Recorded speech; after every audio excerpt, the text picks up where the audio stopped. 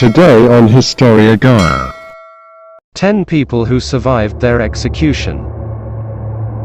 The existence of time is very important in human lives. It seems sometimes that time has its own whims. The following people are those who were sentenced to death by humans, but time made its own judgment and said, "Your time is not up yet." So they lived in spite of all human effort to the contrary. A list of 10 people who survived their execution. Astonishingly, 10. Elizabeth Proctor, 1652. In the Salem witch trials 1692–93, Elizabeth Proctor along with her husband was accused of practicing witchcraft and after a trial was sentenced to death. Elizabeth was pregnant and therefore was granted a stay of execution until after the birth of her baby. Her husband was executed on August 19, 1692. Salem witch trials was a big sensational story back then. Soon the governor intervened and ordered 153 people, who were wrongly convicted without hard evidence, to be freed. Elizabeth was among those released. 9. John Henry George Lee, 1864 circa 1945. John Lee was convicted of murdering his employer, Miss Emma Keyes, by clubbing her to death with an axe followed by slashing her throat with a knife and then setting her house on fire.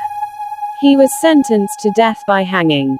On the day of his hanging he was taken to the Exeter prison.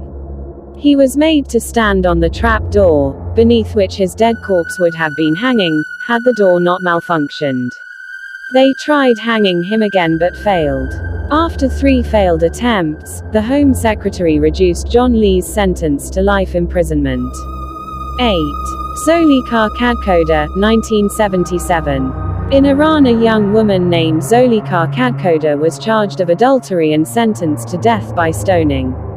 Kadkoda was buried up to her waist, but soon after the stoning began there was a sharp disapproving reaction from the villagers. Nevertheless, the stoning went on and by the time it stopped Kadkoda was thought to be dead and her corpse was taken to the morgue. Arriving there, they soon discovered that she was breathing and was rushed to the hospital. Zolika Kadkoda survived that day to tell her story. 7. William Duell, circa 1724. 17-year-old William Duell was convicted of raping and murdering Sarah Griffin in London and he was sentenced to death. The executioners hung his body for about 20 minutes, which was a standard procedure to make sure the person has died before cutting him down. It was a practice then to donate dead criminal bodies for training of students to medical institutes. Accordingly, Duell's body was brought to Surgeons' Hall. The corpse was stripped and laid on the board and was about to be anatomized when one of the servants noticed he was breathing, which got quicker every minute. He was then bled, and in 2 hours, he was able to sit upright. Duell was sent back to prison again. The authorities soon decided to reprieve him and his sentence was commuted to transportation, also known as penal transportation, exile. 6. John Smith, circa 1661 to after 1727. John Smith, from England, was charged of housebreaking and was sentenced to death by hanging at the Tyburn gallows. When at the Tyburn, he was being hanged, his family and friends tugged at his legs to shorten his suffering, but some people held Smith's feet up for the possibility that he would not die. Apparently it worked. After hanging for a quarter of an hour, people began shouting for a reprieve. Unable to resist public clamoring, the authorities granted a reprieve. Smith was cut down and taken to a house in the neighborhood, where he recovered. He was granted freedom later. Interestingly, he went back to his profession of housebreaking and was convicted 3 more times. The 3rd time he was caught of theft and was sentenced to transportation, exiled to Virginia.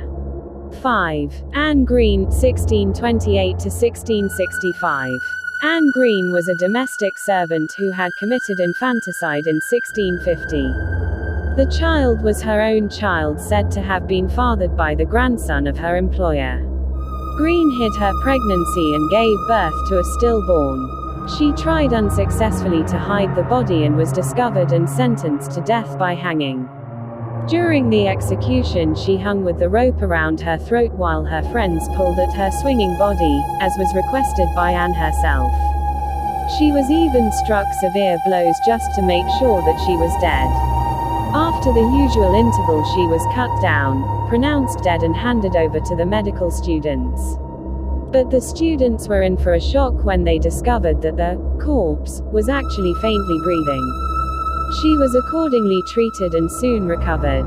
The event was regarded as the special interference of the hand of God on behalf of the innocent, and therefore Anne Green was pardoned.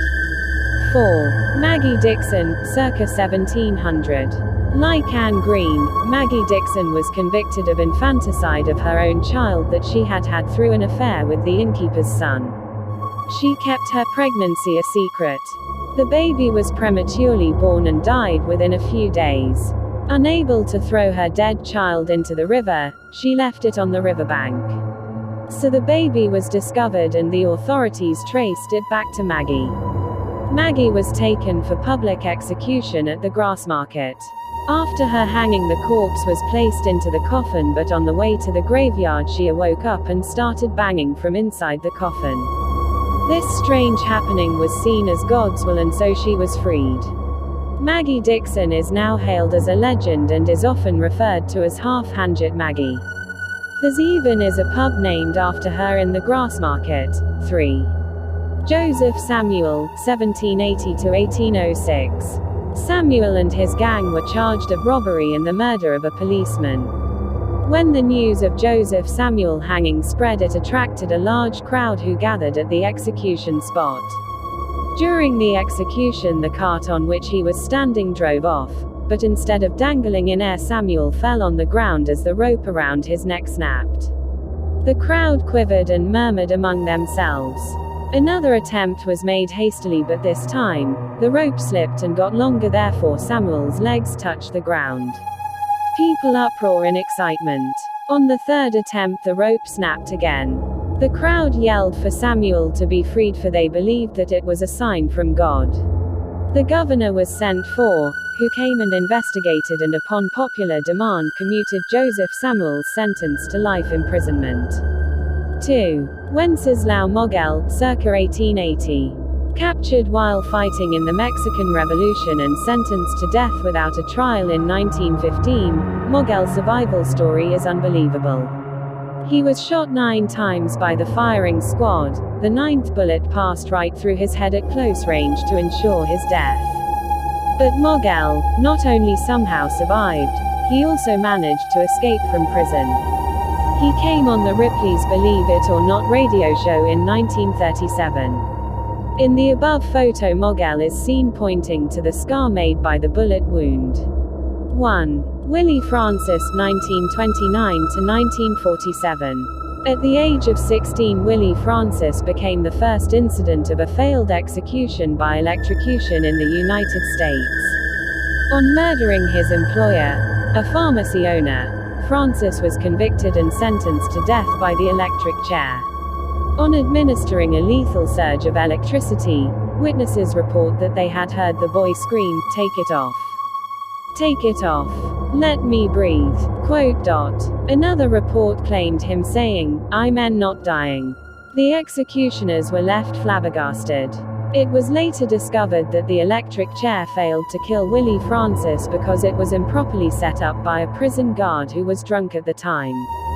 So Willie was allowed to live, but only for a year, after which he was executed on another electrical chair which was not set up by a drunk.